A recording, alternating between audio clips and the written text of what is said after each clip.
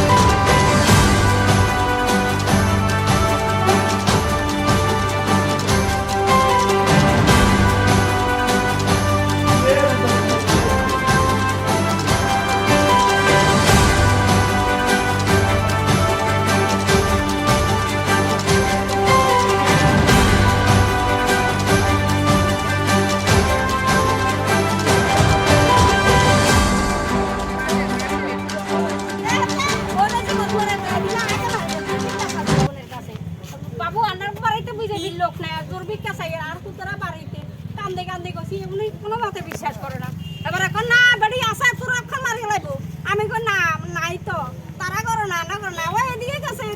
এমনি করে গেছি কি কান্দা কাঞ্চি দুর্ভিক্ষা চাইছি ওনারা বাড়ি তোর এখন মারি লাগবো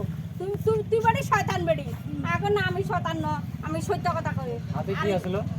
আদিতে এগুলো গোলেন দা লাড়ি শুধু লাড়ি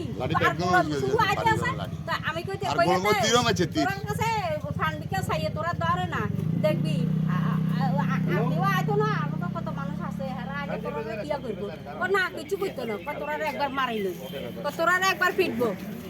তো না আছে উড়ানিকে এখন তো কুড়াই টুড়াই ইয়া করি গেলাছে গরু মারি তো গরু এদিকে তো মারছ এদিকে তো না মারছে। ইলেকশন কমিশন অফ ইন্ডিয়া যখন ঘোষণা করছিলেন এক এক করে আমাদের প্রার্থীরা জয়ী হচ্ছিলেন, এই জয়ের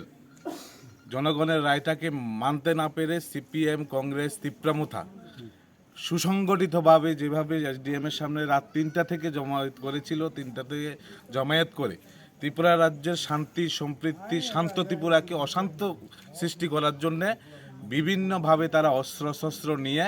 আমাদের এই এলাকার সাধারণ পথচারী থেকে শুরু করে স্কুল কল ছাত্র ছাত্রী এবং যারা নির্বাচন সংক্রান্ত কাজে জড়িত ছিল তাদের উপরে সুসংগঠিত আক্রমণ এবং সেটা সিপিএম কংগ্রেসের নেতৃত্বে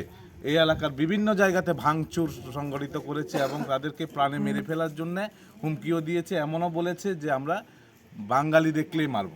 এই যে একটা পরিস্থিতি যে জনগণের রায় ওরা মাথা পেতে নিতে পারেনি,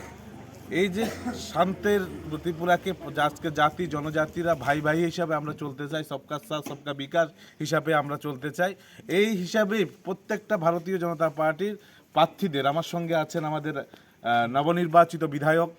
জোলাইবাড়ি ক্যান্ডের আমাদের এখানে পরিদর্শনে এসেছেন মাননীয় প্রমোদ রিয়াং, দ্বিতীয়বার জয়ী হয়েছে এখান থেকে। আমাদের আইপিএফটির যিনি জোলাইবাড়ি থেকে জয়ী হয়েছেন আমাদের ভাই শুক্লা নোয়াতিয়া। আজকে আমরা সকালে এসেছি মানুষের যে দুর্দশা সেটা দেখতে এসেছি। আমরা এখান থেকেই তিপ্রামথা সিপিএম কংগ্রেসকে জানান দিতে চাই, দ্বিতীয়বার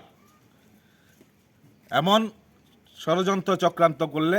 ভারতীয় জনতা পার্টি এবং আইপিএফটি কাউকে 1 ইঞ্চিও জমি আমরা ছেড়ে দেব না। আজকে এখান থেকে দাঁড়িয়ে বলছি, এই রাজ্যের মানুষ পাহাড়ি বাঙালি দাঙ্গা চায় না। এরা যারা দাঙ্গা সৃষ্টি করেছিল তারাই এখন তিপ্রামথাতে আছে, যারা উগ্রপন্থীর সঙ্গে ছিল তারাই এখন তিপ্রামথাতে আছে। এই উগ্রপন্থী এবং সন্ত্রাসবাদী দলকে মানুষ সমর্থন করেনি, এজন্যই ভারতীয় জনতা পার্টিকে দ্বিতীয়বার সরকারে এনেছে। এখন আমাদের দায়িত্ব যারা যারা এই সন্ত্রাসের সঙ্গে জড়িত ছিল, যারা যারা মানুষের ভাঙচুর বাড়িঘর ভাঙচুর করেছে তাদেরকে আইনের আওতায় এনে আমরা প্রতিরোধ করে তাদেরকে আগামী দিনে কাঠগড়ায় দাঁড় করিয়ে মানুষের সে শান্তি সম্প্রীতি আমরা ফিরিয়ে দেব। এই